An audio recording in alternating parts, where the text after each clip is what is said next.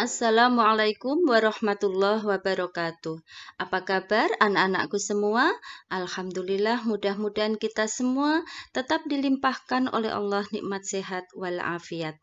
Anak-anakku sekalian, kali ini kita masih belajar tentang tata cara bersuci dari najis dan hadas.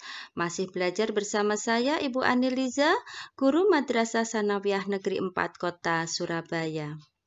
Anak-anakku semua, sebelum kita belajar pada materi inti, terlebih dahulu Ibu sampaikan tujuan pembelajaran kali ini. Yang pertama adalah diharapkan kita nanti mampu menerima pentingnya bersuci dari hadas dan najis sebagai salah satu syarat ibadah. Yang kedua, diharapkan kita mampu menjalankan perilaku hidup bersih sebagai implementasi dari penerapan tentang tata cara bersuci.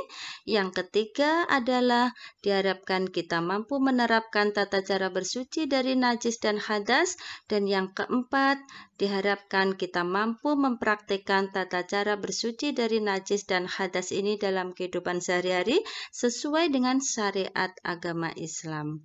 Nah, anak-anakku sekalian, yang kita pelajari kali ini yaitu tentang mandi.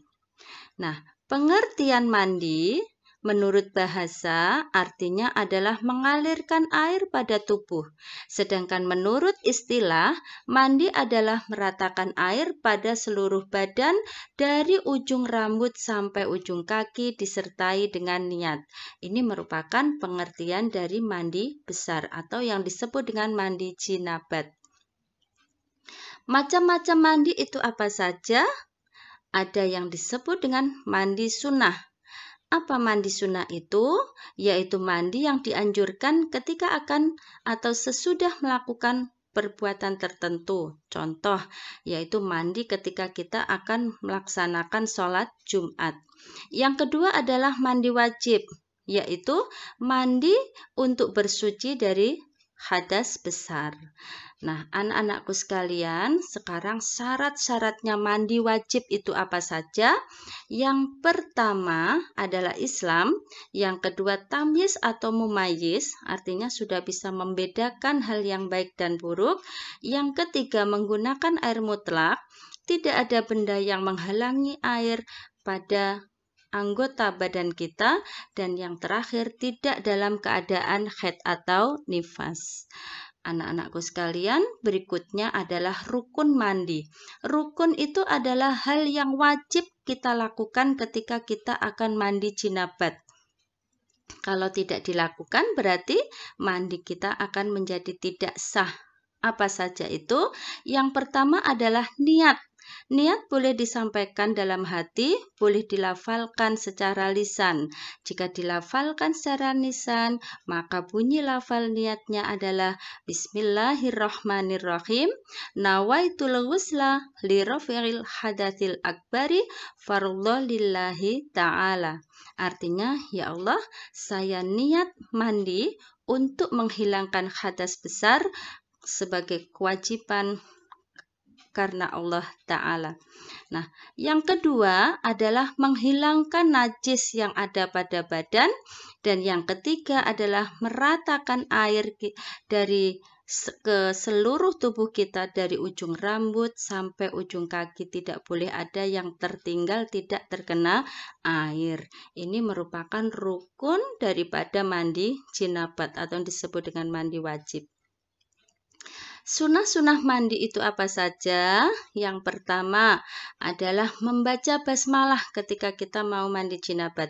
Yang kedua, berwudu dulu sebelum mandi. Yang ketiga, menyegerakan mandi jinabat tersebut. Yang keempat, menggosok-gosok seluruh tubuh dengan tangan kita agar seluruh pori-pori kita semua terkena air, tidak ada kulit yang tertinggal, tidak kena air. Yang kelima, mendahulukan anggota kanan daripada yang kiri. Yang keempat, menyela-nyela jari tangan dan jari kaki.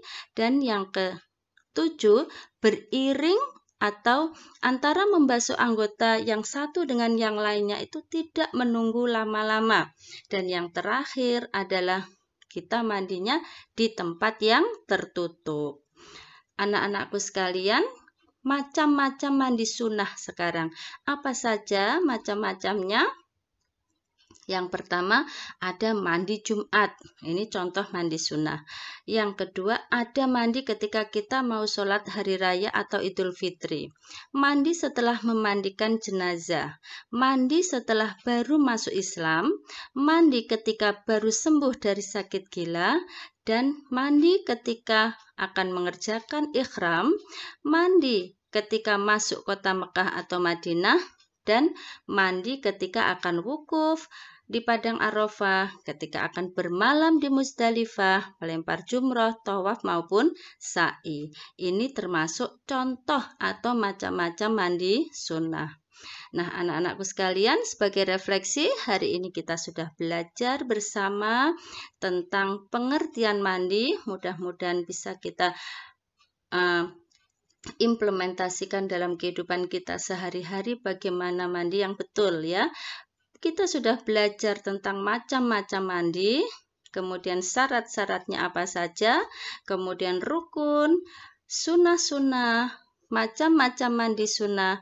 Mudah-mudahan apa yang kita pelajari semua pada hari ini bisa bermanfaat buat kita dan kita bisa mempraktikkan dalam kehidupan sehari-hari, dan diharapkan kita nanti bisa menjadi muslim yang senantiasa bisa menjaga diri kita menjadi muslim yang senantiasa hidup bersih. Anak-anakku sekalian, sebagai tugas ya, tugasnya adalah menghafal niat mandi besar. Nah, tugas ini kalian kirim dalam bentuk video di e-learning penilaian KI 3. Oke, anak-anakku sekalian, mudah-mudahan materi hari ini bermanfaat buat kita semua dan dijadikan oleh Allah berkah untuk kita dunia akhirat. Selamat belajar, selamat menjadi muslim yang bersih. Mudah-mudahan Allah ridho dengan yang kita lakukan. Kita tutup materi kali ini dengan bacaan hamdalah bersama. Alhamdulillahirabbil alamin. Wassalamualaikum warahmatullahi wabarakatuh.